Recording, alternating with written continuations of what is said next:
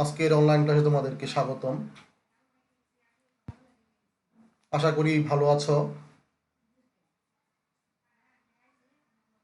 নিয়মিত পড়াশোনা করছো এবং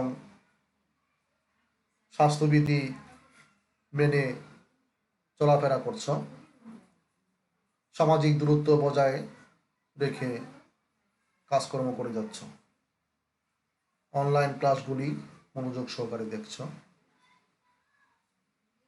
মনে রাখবে, স্বাস্থ্যই সকল সুখের মূল। অতএব স্বাস্থ্য যাতে সঠিকভাবে থাকে, শরীর যাতে সুস্থ থাকে, সেই দিকে খেয়াল রাখবে।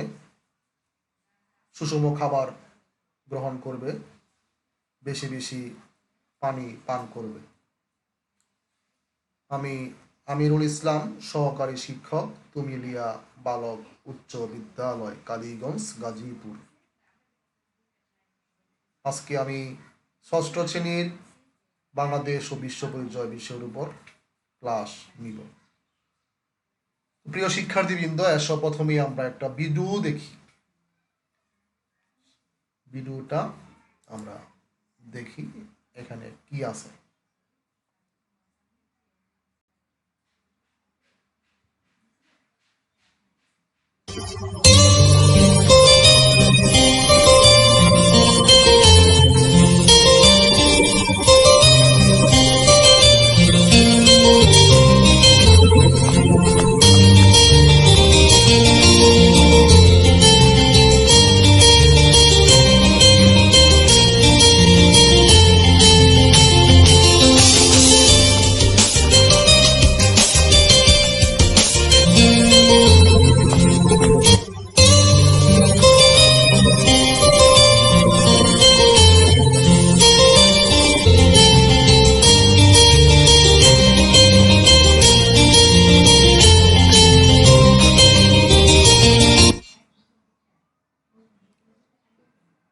তো আমরা ভিডিওটি দেখলাম।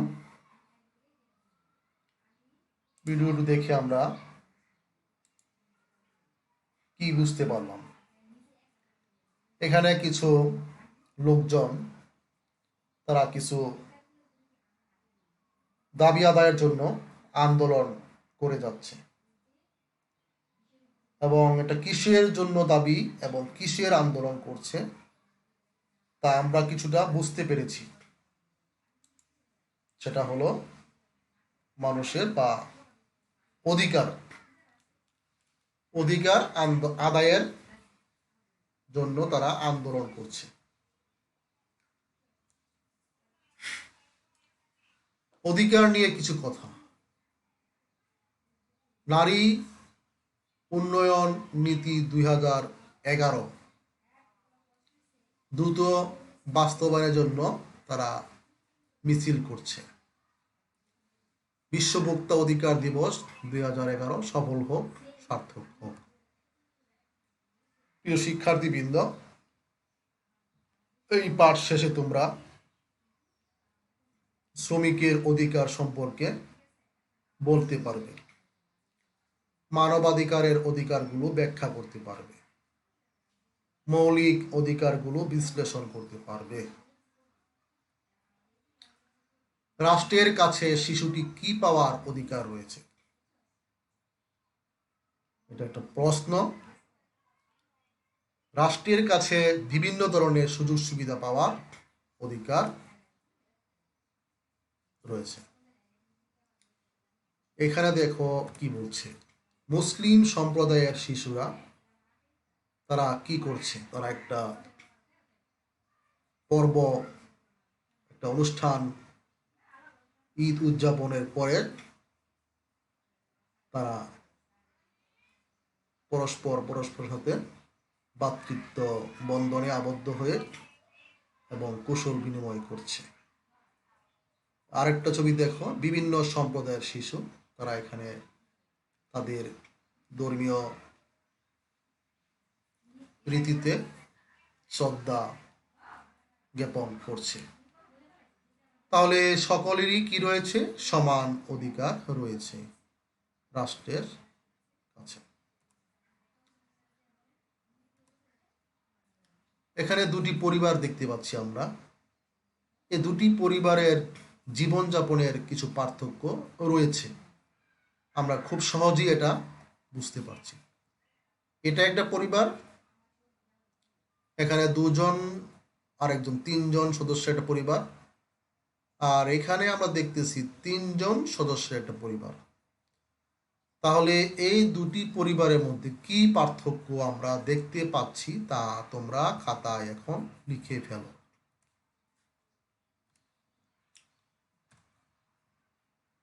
এইখানে দেখো তিনটা ছবি আছে, তিনটা ছবির মধ্যে কিন্তু আমরা শিশুদের ছবি দেখতে পাচ্ছি। প্রিয় শিক্ষার্থীবৃন্দ, শিশুদের ছবি আমরা দেখতে পাচ্ছি। এখানে প্রশ্ন হলো তাদের কি লঙ্ঘিত হচ্ছে? মানবাধিকার। তাহলে শিশু কি হলো?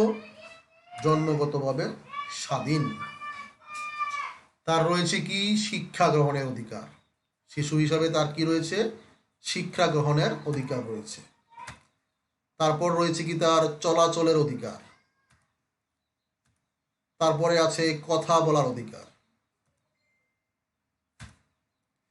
নিজ নিজ ধর্ম পালনের অধিকার রয়েছে প্রত্যেকটা মানুষেরই। জোড়ায় কাজ। আলোচিত অধিকারগুলো ছাড়া আর কি কি মানব অধিকার রয়েছে বলে তুমি মনে করো? এই সম্পর্কে 5টি বাক্য খাতায় লিখো। যেহেতু প্রতিষ্ঠান বন্ধ রয়েছে সেজন্য তোমরা এই কাজটা এককভাবেই খাতায় লিখবে। মৌলিক অধিকার। তাহলে এখানে কিসের এক ছবি আসতে দেখতে পাচ্ছি আমরা? খাদ্য। এই খাদ্য হলো মানুষের মৌলিক অধিকার। তারপরে আছে কি? বাসস্থান, এটাও মৌলিক অধিকার। তারপরে আছে কি? বস্ত্র, এটাও মৌলিক অধিকার। তারপরে আছে কি? শিক্ষা। তারপর হলো চিকিৎসা, স্বাস্থ্য। তাহলে আমরা মৌলিক অধিকারগুলো দেখতে পেলাম। দেশের সব নাগরিকের অধিকার নিশ্চিত করা কার পক্ষে সহজ নয়? রাষ্ট্রের পক্ষে সহজ নয়।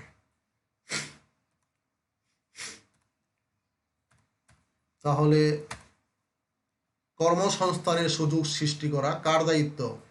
রাষ্ট্রের দায়িত্ব। দারিদ্র্য, অশিক্ষা, বেকারত্ব। শিক্ষা ছাড়া জাতি অচল। যে জাতি যত বেশি শিক্ষিত সে তত বেশি উন্নত। দলীয় কাজ। নাগরিক হিসাবে তুমি রাষ্ট্রের কাছে যেসব অধিকার পাবে তা উল্লেখ করো। তাহলে যে যে দেশের বসবাস করে স্থায়ীভাবে সে সেই দেশের নাগরিক হিসাবে গণ্য হয়। তাহলে নাগরিক হিসাবে তুমি রাষ্ট্রের কাছে যেসব অধিকার পাবে তা উল্লেখ করো। এবার দেখো মূল্যায়ন।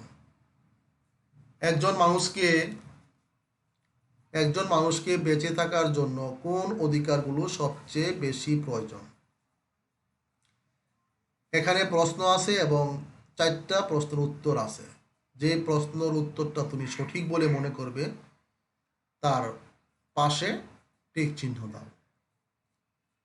2 নম্বর প্রশ্ন হলো মানবাধিকার থেকে আমাদের কেউ বঞ্চিত করতে পারবে না। এখানে অপশন হলো এটি রাজনৈতিক অধিকার, সামাজিক অধিকার, ধর্মীয় অধিকার, জন্মগত অধিকার। অধিকার মানুষকে স্বাধীনতা দেয়, ক্ষমতা দেয়, মনোবল দেয়। এইখানের নিচের কোনটি সঠিক বলে তুমি মনে করো? ছবি দেখে প্রশ্নের উত্তর দাও। শিশুদের এই দুরবস্থার জন্য তুমি কি পরিবারকেই দায়ী বলে মনে করো? তোমার মতের পক্ষে যুক্তি দাও। প্রিয় শিক্ষার্থীবৃন্দ, আশা করি আজকের এই অনলাইন ক্লাসটা মনোযোগ সহকারে দেখবে এবং বোঝার চেষ্টা করবে, জানার চেষ্টা করবে, শিখার চেষ্টা করবে। বুঝতে খুবই সহজ, বোঝার মতন চেষ্টা করে মনোবল নিয়ে, ইচ্ছা নিয়ে, আগ্রহ নিয়ে, একাত্মতা বোধ নিয়ে এবং আগ্রহ সহিত, মনোযোগের সহিত বোঝার চেষ্টা করবে, তাহলে বুঝতে পারবে। ব্যস্ততা, অস্থিরতা পরিহার করে অনলাইন ক্লাস দেখার চেষ্টা করবে। পড়াশোনা তোমার নিজের, তোমাকেই পড়াশোনা করতে হবে। তোমার পড়াশোনা অন্য কেউ করে দিতে পারবে না। শিক্ষা প্রতিষ্ঠান দেশের এই মহামারী ভাইরাসের কারণে বন্ধ রয়েছে, ওতে পড়াশোনা অব্যাহত রয়েছে। সরকারের নির্দেশনা মোতাবেক পড়াশোনা চালিয়ে যেতে হবে এবং নিয়মিত অনলাইন ক্লাসে অংশগ্রহণ করতে হবে, দেখতে হবে। তোমরা কে কে অনলাইন ক্লাস দেখতেছ এবং দেখতেছ না, কয়জন দেখতেছ, সেগুলি আমরা বুঝতে পারতেছি। অতএব ক্লাস দেখা দায়িত্ব তোমাদের, ক্লাস নেওয়ার দায়িত্ব আমাদের।